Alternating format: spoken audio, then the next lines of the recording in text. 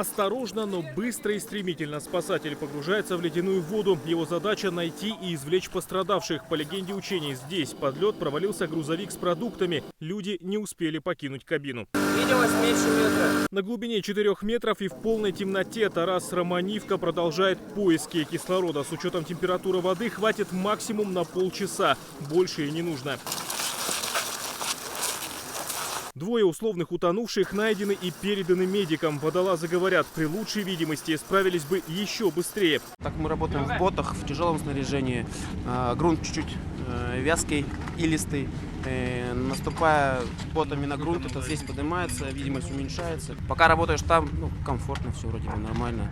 Самое тяжелое для водолаза — это очень такие опыт. Это когда ты заходишь и уходишь. Такое, все весомое на себе держишь. Но на этом тренировки не заканчиваются. Ожидается помощь с воздуха.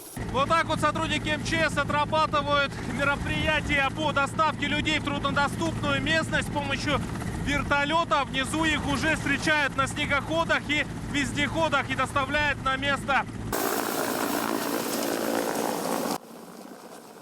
Тросы натянуты, техника готова. Начинается поднятие машины из воды.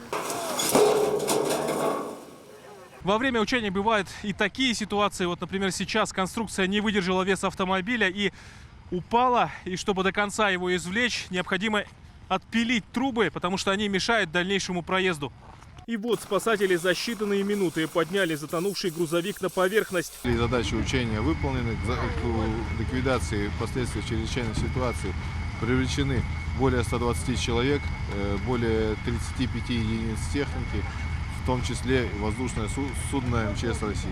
Эти учения – завершающий этап экспедиции «Безопасная Арктика». Позади у спасателей суровые испытания, лютые морозы и сложный рельеф местности. Но несмотря ни на что, они справились и отработали все поставленные задачи. Ликвидировали последствия ДТП на трассе, организовали радиосвязь в условиях тундры и проверили качество работы мобильной лаборатории. Погода испытала и личный состав министерства, и взаимодействующие структуры, и технику суровой арктической зимой. Самые низкие температуры, которые нас встретили на пути, опускались до минус 53 градусов. Арктическая экспедиция в Якутии прошла вдоль воздушной трассы Аляска-Сибирь, по которой в годы войны перегоняли самолеты. По всему маршруту к мемориалам памяти участники доставили частицы вечного огня. Особое почтение выразили ветеранам войны и тыла, лично навестили каждого. А для подрастающего поколения провели уроки мужества. Виталий Прокопьев, Василий Соловьев, Ксения Рахматуллина, Вести, Якутия.